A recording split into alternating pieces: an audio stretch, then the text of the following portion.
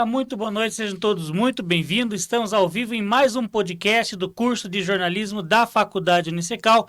Eu sou o Júlio César e hoje, dando sequência à nossa série de entrevista com os candidatos a prefeito de Ponta Grossa, trazemos o Dr. Magno Zanelato. Ele é o terceiro entrevistado dessa nossa série. Ele faz parte do Partido Novo e vai conceder entrevista para a gente aqui. Lembrando a todos que cada entrevistado tem o tempo de aproximadamente 30 minutos, que é um tempo que já foi estipulado para todos os candidatos, para estar aqui batendo um papo bem bacana com a gente e expondo para a comunidade acadêmica e também para os seguidores do portal da Unicecal o seu plano de governo e aproximar ainda mais para a futura eleição. Então, boa noite, candidato, boa noite, doutor Magno. Conte para a gente um pouquinho da sua trajetória de vida e o que motivou o senhor a entrar na política. Boa noite, Júlio. Boa noite, Júlio. Boa noite a todos que nos acompanham aqui na Unicecal, aos professores, funcionários, aos acadêmicos, né, estudantes, enfim, toda essa família Unicecal que nos acompanha.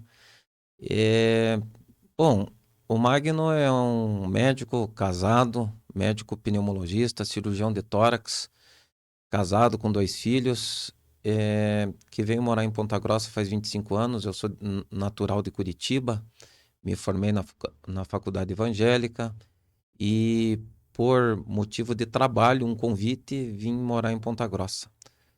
Estou aqui já há 24 anos e durante 16 anos, única e exclusivamente, trabalhei na área médica, trabalhando como cirurgião aí nos diversos hospitais aí da cidade. Tive vários empregos na área de saúde, assim, tanto nos setores de emergência como SIAT na época, depois se transformou em SAMU, em médico de concessionárias de rodovia, atendendo acidentes aí de rodovia, nas UTIs, nos pronto-atendimentos, enfim, em toda a estrutura hospitalar eu tive possibilidade e oportunidade de trabalhar. Trabalhei no pronto-socorro municipal aí uma época, trabalhei quase 2 anos no pronto-socorro municipal e acabei participando da política por um convite despretensioso que me fizeram em 2016 para sair candidato a vereador. Resolvi sair por sempre a pessoa que me convidou, achei que seria um excelente gestor para a nossa cidade, iria sair candidato a prefeito da cidade. Depois não saiu, foi até uma surpresa, mas me convidou a sair candidato. E eu saí candidato e fui eleito. Daí eu pude fazer um mandato aí de 4 anos, de 2017 a 2020, como vereador aqui no município de Ponta Grossa. E aqui estou aí como candidato a prefeito da cidade. Essa experiência que eu tive de passar por outros partidos, e quando eu entrei na política, meu direcionamento foi atrás de uma pessoa que eu achava que seria um bom gestor para a cidade. E não olhei sigla partidária. Eu acho que a nossa política tem mudado bastante nos últimos anos e tem tido uma conotação de pessoas liberais, pessoas progressistas, então a direita, a esquerda, uma divisão grande na nossa sociedade, que até então, assim, não era essa visão que eu tinha da questão política. A minha visão era uma gestão boa para a cidade de Ponta Grossa. O convite do candidato a prefeito à época era um convite que eu aceitei pensando numa gestão eficiente da cidade. E depois de passar por alguns partidos, eu falo que eu estou assim muito bem localizado hoje no partido onde estou. Porque eu sou uma pessoa de formação médica autônomo e vejo que muitas vezes assim, apesar de a gente imaginar que o Estado deveria fazer muito para a sociedade, eu vejo que às vezes são pessoas que fazem, não é que são Estado, são pessoas que assumem posições no Estado. E esses posicionamentos, muitas vezes, eles são desvirtuados, não são a favor da sociedade. Então, aquilo que a gente vê que fala-se que o Estado tem que fazer um monte de ações assistenciais, um monte de ações para resgatar o indivíduo, eu gostaria que realmente isso acontecesse de uma maneira realmente bastante produtiva para a quantidade de dinheiro que é gastado, você tivesse uma boa educação, uma boa prestação de serviço de saúde público, uma boa segurança pública, e não é isso que você vê. O nosso partido, só finalizando assim essa apresentação, é um partido que tem uma visão que o indivíduo é o centro realmente da discussão, onde o Estado não deve atrapalhar muito ele deve empreender, o Estado deve só ajudar esse cidadão, onde todos devem ser muito igual, deve ter muita liberdade de expressão, lógico que com responsabilidade a pessoa responde pelo aquilo que ela vai falar e fazer pelos seus atos, mas não é que ela não possa falar.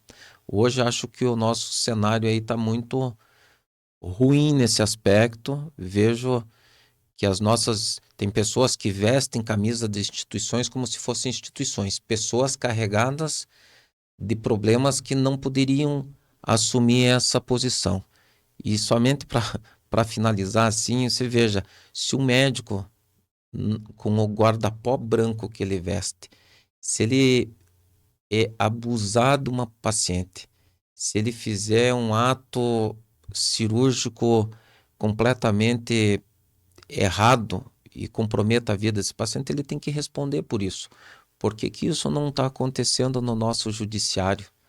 O nosso judiciário, às vezes, atropelando a Constituição e tudo falando, não, nós somos a instituição. Não é. São pessoas que estão ali como representantes da instituição, mas se eles não fazem adequadamente o que eles têm que fazer como representante da instituição, eles deveriam ser retirados e colocados pessoas que realmente representariam essas instituições.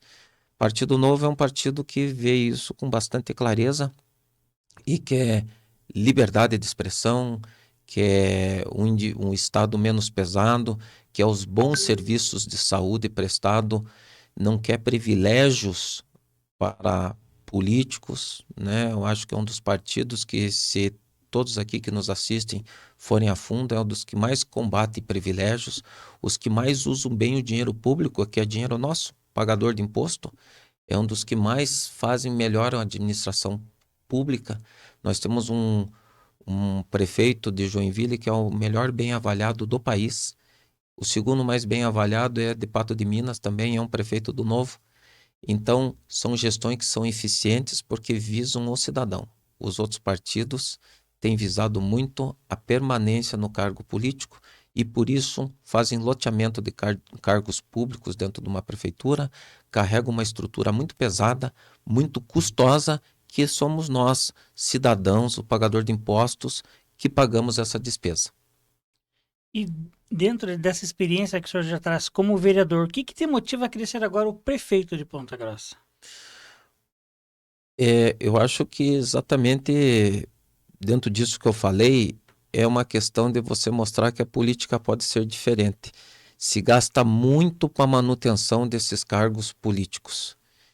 E se você vê hoje, dentro de uma estrutura da prefeitura, 400 cargos comissionados, isso aí implica em dizer que quantos será que eu, Magno, usaria como prefeito de Ponta Grossa? Eu acredito que eu não usaria mais do que 50 cargos comissionados. Você pega 350 cargos e você multiplica por pelo menos R$ 5.000 esses cargos.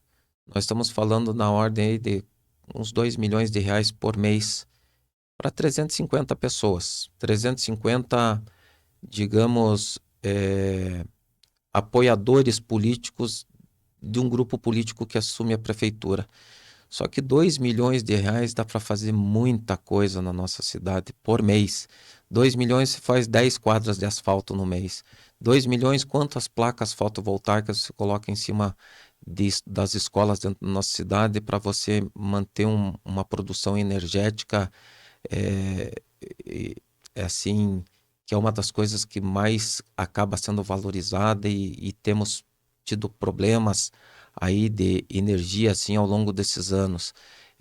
Com R$ 2 milhões, um hospital municipal foi fechado porque falava-se numa despesa de 2 milhões por mês. Então se fechou uma estrutura pública importantíssima para a cidade, que era um hospital de porta aberta, público, que atendia aí várias fraturas, assim, em termos de traumatismos, fraturas, assim, atendia um monte de gente. Tinha 10 leitos de UTI, tinha centro cirúrgico, tinha 40 leitos para se internar as pessoas. Gente com hemorragia digestiva ficava internada lá 3, 4 dias e ia para casa. Quer dizer, uma estrutura muito importante para o município que foi fechada por causa de 2 milhões de reais por mês. Agora se mantém 350 cargos comissionados. Então, gestão eficiente, você vê grupos políticos se alternando ao poder. Aliás, grupos políticos que estão na política há 25 anos aqui na cidade e que uma hora são prefeito, uma hora são deputado, outra hora são isso, outra hora são aquilo. E não é uma participação na política. Isso aí é uma vida política. Mas se fosse uma vida política voltada para a sociedade, mas não. Essa manutenção do cargo, manutenção do poder, manutenção do grupo político custa caro para a sociedade a ponto de interferir na prestação de serviços.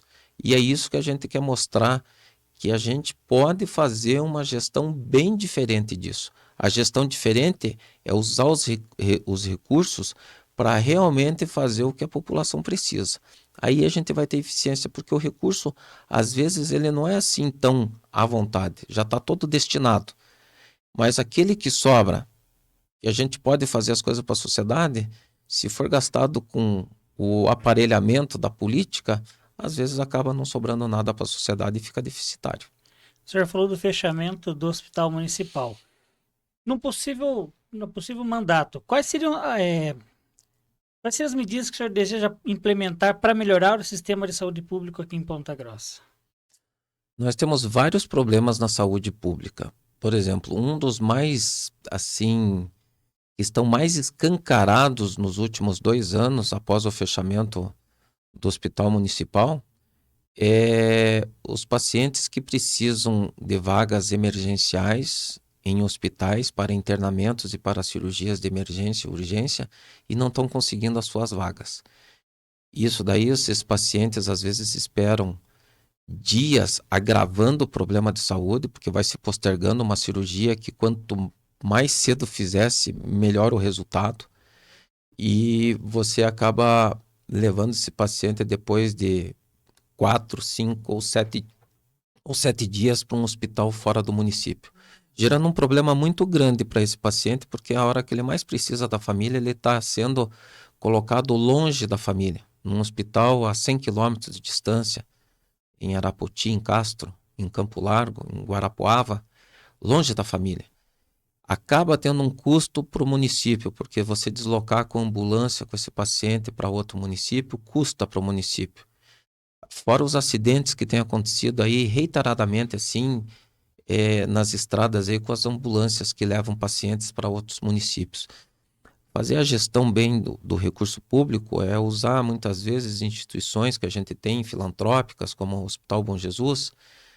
Trabalhei em todos os hospitais aqui, trabalho em todos os hospitais e a gente sabe, o Hospital Bom Jesus, ele tem uma estrutura pronta. O Hospital Santa Casa, o São Camilo, eles têm estruturas prontas, montadas com leitos, com enfermagem, com corpo clínico completo, centro cirúrgico, UTI, e está sendo subutilizado, porque o Estado contrata 200 atendimentos, 200 internamentos com o hospital. Eu estou falando supostamente, eu não sei o número exato.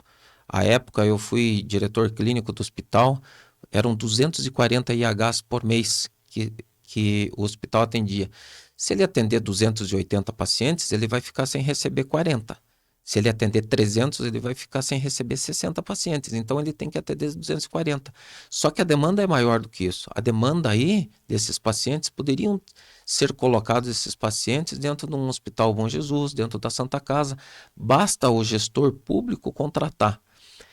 À época, eu fui vereador aí, 2017 a 2020, conversávamos bastante aí com a secretária de saúde e ela nos pontuou assim com muita clareza que um paciente, uma apendicite operada no hospital municipal custava 4 vezes o valor de uma apendicite o mesmo paciente público operado no Hospital São Camilo, Hospital Bom Jesus, Hospital Santa Casa. Então, o jeito de fazer gestão nessas entidades acaba sendo mais barato até para você como gestor contratar, entende?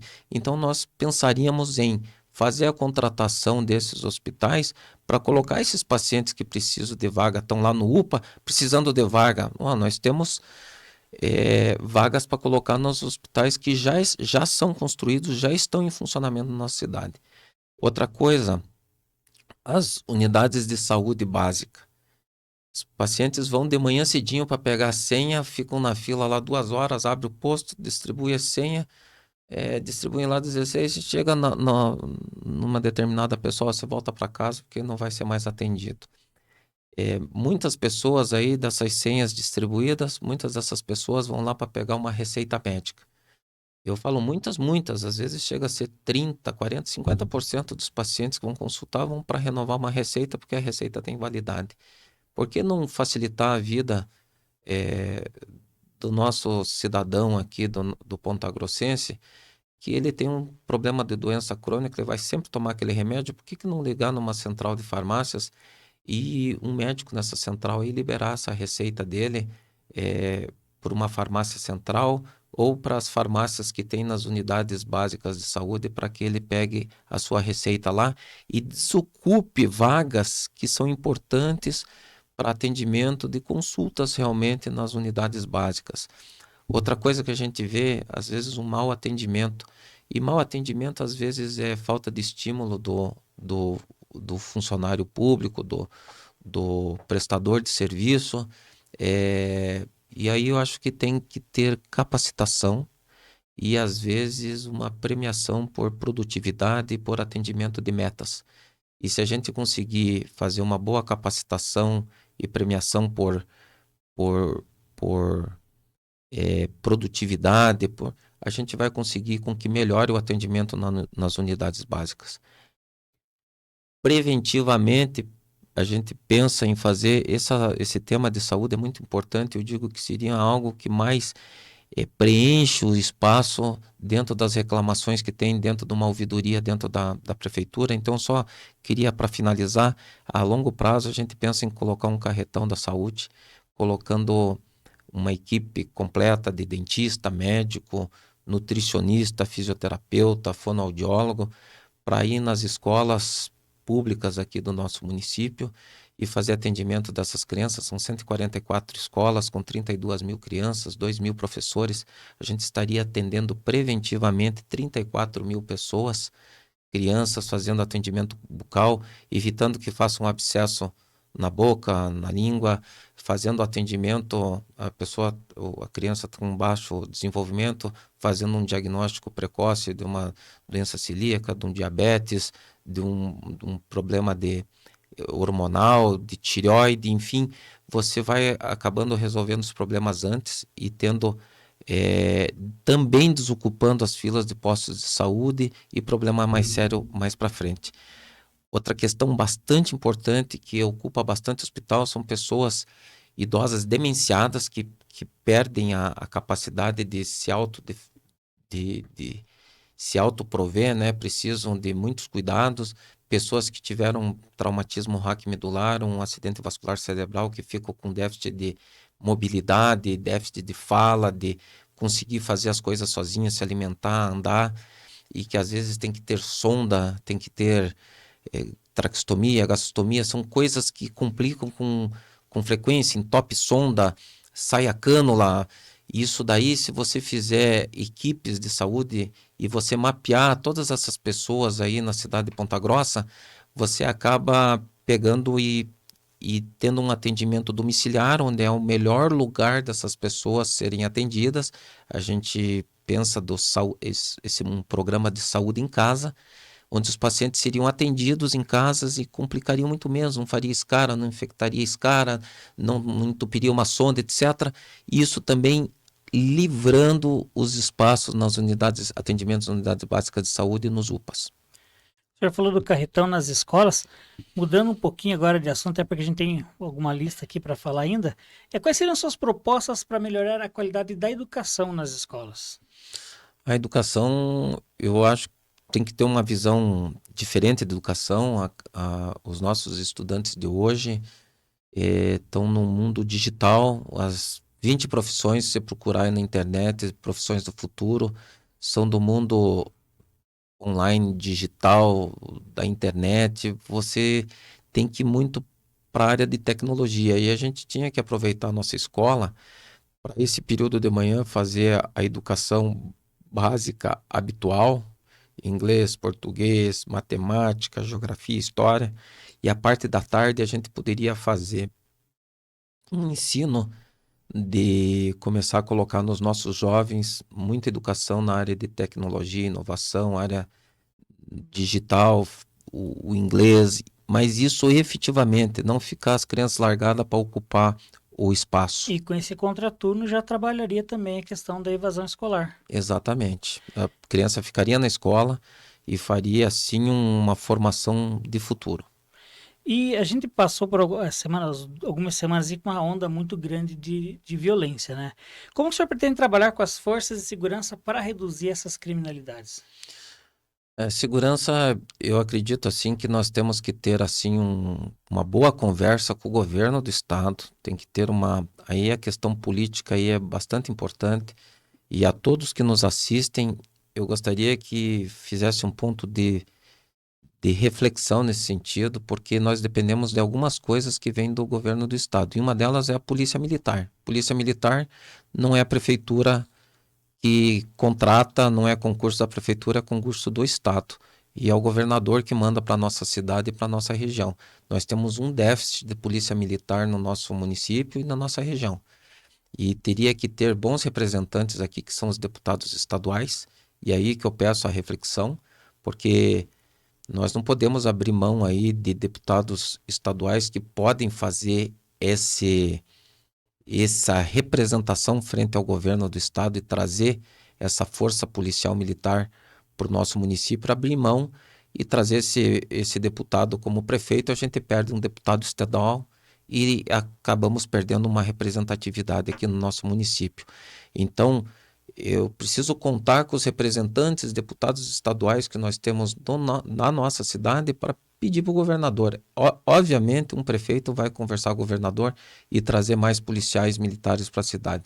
O que a gente pode fazer é mais contratação de guardas municipais. E quando o dinheiro público é bem gerido e sobra dinheiro, como eu falei no começo, que 2 milhões por mês dá para fazer isso, 2 milhões por mês dá para fazer aquilo, talvez não seja 2, seja 3, se for ver o que gasta-se a mais na saúde, porque você tem 15% para ser gasto na área de saúde, está sendo gasto 22%, 7% a mais do que deveria, e a qualidade de atendimento de saúde está muito ruim. Nós não estamos atendendo a nossa população. 7% a mais em termos de orçamento daria quase 150 milhões de reais no ano. É muito dinheiro. Se for ver, usar bem esse dinheiro aí, será que eu não consigo fazer a formação de mais 100 policiais municipais, né, que são a guarda municipal, e colocar mais guarda municipal? Não consigo contratar muito mais câmeras para monitorar nossa cidade? Quanto mais câmeras tiver e uma central que integre as polícias, tanto a polícia militar como a polícia civil e a guarda municipal, a gente vai ter o controle de segurança na nossa cidade. A iluminação é uma coisa bem importante, onde são bairros, onde são ruas, onde a gente vê que tem fazer aquela avaliação aonde que estão os pontos de calor do crime. Lugares assim onde acontece a maior criminalidade, a gente melhorar a iluminação e policiamento e melhorar monitorização e câmeras, eu acredito que a gente vai melhorar em muito a segurança do nosso município. E uma outra questão que o pessoal me pergunta bastante também, e a gente colocou aqui, quais serão os planos para tornar o transporte público de Ponta Grossa mais acessível e eficiente? Eu acho que a gente tem que fazer um bom estudo disso daí. Acredito que esse modelo que vem de muitos anos, o monopólio, do transporte público é algo que não é benéfico para o nosso município. Pensamos assim que as grandes distâncias que as pessoas precisam, que às vezes uma pessoa que mora lá no Esplanada e vai trabalhar no outro lado da cidade, lá no Caracará, lá no Distrito Industrial, ou um professor que mora no Santa Paula e precisa trabalhar lá na Universidade Estadual de Ponta Grossa, tem que fazer grandes distâncias, fazer um transporte interbairros. Fazer uma boa interligação que já existe, só que já está meio estrangulada. Por exemplo, essa região atrás ali do Santa Mônica, Jardim Carvalho, aquela que tem uma ligação do Santa Paula até o Jardim Carvalho, é uma pista para ir, uma pista para voltar, e chega ali nos horários de pico, está sempre estrangulado e com rotatórias parando o trânsito, descarregando 5, 6 pistas numa rotatória, e daí trava o trânsito. Você fazendo com que saia essas vias antecipadamente e se faça 2 pistas para ir, 2 para voltar, isso ali na região que vai da Coca-Cola, ali da Jardim Paraíso, até a região ali o antigo Matadouro, aquela região, você fazendo 2 pistas para ir para voltar, você vai fazer uma grande via alternativa com interbairros. Faria uma contratação aí de lotes, onde teria transporte público para trabalhar no centro, transporte público para fazer essa região periférica e, obviamente, com a gestão pública aí tentando equilibrar a questão da passagem. E analisando assim os pontos, essa gestão atual, quais são os pontos positivos que o senhor vê dessa gestão atual que o senhor pretende manter na sua possível gestão, né, manter ou até ampliar, e quais os negativos e o que o senhor faria de diferente?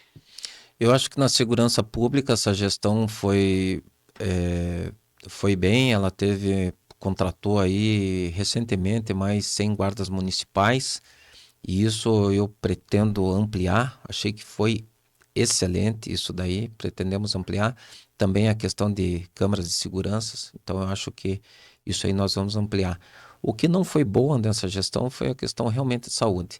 E vejo que se tem falado em saúde plena, que eu acho que não irá resolver o problema da saúde e talvez irá piorar bastante, porque colocaríamos mais um município intermediário para esses hospitais filantrópicos fazer os atendimentos que ainda fazem do SUS, que deveria ser ampliado. Mas o município sendo mais um intermediário, aí sim que Santa Casa e Bom Jesus param de atender o SUS, daí vai ficar mais caótico ainda. A saúde ela é cara e a gente tem que saber fazer uma boa gestão. Se pegar toda a gestão dela, o que tem de mais caro, que são medicações caríssimas que tem da parte de oncologia, exames caros e judicialização da medicina, talvez o município acabe até piorando a qualidade de saúde. Então, acho que são 2 pontos assim. A questão do planejamento da cidade também é algo que não está muito interessante. Eu colocaria o Instituto de Planejamento, o IPLAN, como um órgão completamente independente, para que quando mudasse grupos políticos, não se precisasse ficar mexendo na questão de planejamento da nossa cidade. E, candidato, num possível mandato, como que o senhor vê Ponta Grossa no término desses seus 4 anos de mandato? Eu vejo uma Ponta Grossa aí melhorando bastante a questão da saúde, porque realmente eu acho que esses pontos eles podem ser mexidos e podem dar resultado de muito, muito rápido. E quando eu vejo outros candidatos falando em construir hospitais novos, não é que a gente não pensa em construir hospitais novos, porque a nossa cidade está crescendo bastante, mas isso aí já é algo de médio e longo prazo. Não se constrói um hospital para ele estar funcionando a todo vapor em menos do que 4, 5, às vezes 6 anos, até você colocar todo equipamento, construir, colocar todo equipamento, concurso público, colocar as pessoas para trabalhar lá, isso aí vão 5, 6 anos. E nós estamos com problema agora, então nós vamos agir para que isso surta resultado imediato. E a boa gestão do dinheiro público, eu acho que o único partido que consegue fazer uma gestão diferente do partido público, nós não coligamos com ninguém, nós não devemos favor político para ninguém, nós queremos fazer uma gestão eficiente, onde o que sobra de dinheiro vai para a população. Nós não queremos ocupar os cargos de secretariado, cargos dentro da prefeitura para permanecer os apoios políticos que tem. A gente quer colocar gente técnica. E é isso, às vezes até abrir um concurso dentro da prefeitura para aproveitar os próprios funcionários públicos que têm expertise naquilo que eles trabalham e ocupar aquele cargo para poder ser o secretário, comandar aquele setor lá dentro da prefeitura. Isso vai dar impacto muito imediato, muito rápido, porque uma boa gestão faz com que sobre dinheiro e o dinheiro pode ser aplicado já imediatamente. Muito bem, candidato, são várias as questões que a gente tem para conversar, porém nosso tempo é curto. Então, gostaria de primeiramente agradecer ao senhor por ter disponibilizado um tempo na sua agenda para vir conversar com a gente aqui e fique à vontade para falar com seus eleitores ali agora, suas considerações finais, caso queira abordar algum assunto que eu acabei não conversando aqui, a palavra é sua. Bom, primeiramente eu agradeço esse espaço para a gente poder colocar as propostas do nosso governo. Eu gostaria que as pessoas pensassem, o Magno, o nosso vice, o Beto Casac, eles não precisam da política para viver. A gente quer participar. Nós somos pessoas que são indignadas e inconformadas com o jeito que é feito política. Esse jeito onde se gasta muito com a questão política, os políticos achando que o dinheiro são deles, falando eu trouxe, eu fiz, eu coloquei isso, eu coloquei aquilo, como o dinheiro é deles, o dinheiro é do pagador de impostos. Esse dinheiro gasta-se muito em campanhas eleitorais, milhões gastos em campanhas eleitorais, fazendo com que sempre privilegie sempre os mesmos. A renovação é muito pouca. Muitas pessoas poderiam participar da política e poderiam trazer várias ideias novas e arejar a política, porque ela precisa ser arejada. O Partido Novo não só tem um candidato a prefeito, a vice-prefeito, que quer colocar novas ideias, quer colocar uma gestão eficiente, quer seriedade dentro da política, eficiência no gasto do dinheiro público e quer ver o retorno para a população. Porque eu vou participar de um pleito ou vou ter uma administração na minha mão e as outras se eu não for prefeito, eu vou querer que a nossa cidade continue sendo bem gerido o dinheiro. O que me leva à política é querer ver com que o dinheiro seja bem gasto. Eu, como pagador de imposto, eu não ficaria revoltado de ver o dinheiro gasto com política, manutenção de poder, manutenção de cargo, manutenção de coisa, e ver umas pessoas, um parente meu, ficando no UPA, esperando uma vaga 5 dias com uma apendicite lá, que às vezes operava ela no primeiro dia, vai operar com ela suporada depois de 6, 7 dias, com risco de vida ou até mesmo morrendo, porque faltou uma vaga aí para um parente meu, vizinho, a moça que trabalha na minha casa, o jardineiro, alguém que tem convivência comigo, padecendo por falta de colocar bem o recurso público. Então, quem está falando para esse público agora está falando que nós podemos fazer diferença e mostrar que podemos fazer uma gestão diferente. E para isso é que a gente tem certeza, convicção que o único partido que pode fazer isso é a gente, porque a gente não tem essa estrutura grande nas nossas costas e o que a gente quer é mostrar que a diferença vem, a política diferente vem assim, e se conferir aonde o Partido Novo esteve com seus prefeitos, Joinville, Pato de Minas, a gestão ela é altamente bem avaliada pela população e é uma das melhores administrações aí das cidades que são comandadas pelo povo, pelo Partido Novo no nosso país. Candidato, mais uma vez, muito obrigado por ter aceito esse convite e vir conversar com a gente. Muito obrigado a você que acompanhou essa série de debates, de entrevista com os candidatos. Lembrando que a nossa próxima candidata é a prefeita Elizabeth, que é candidata à reeleição. Ela vem conversar com a gente no dia 19, às 18h15, é um pouquinho mais cedo, mas na quinta-feira ela vem conversar com a gente. E amanhã a gente vai ter a entrevista com a psicóloga Emily, que vai falar sobre o Setembro Amarelo, e você é o meu convidado a participar também junto com a gente desse podcast também de grande importância. Muito obrigado e até mais.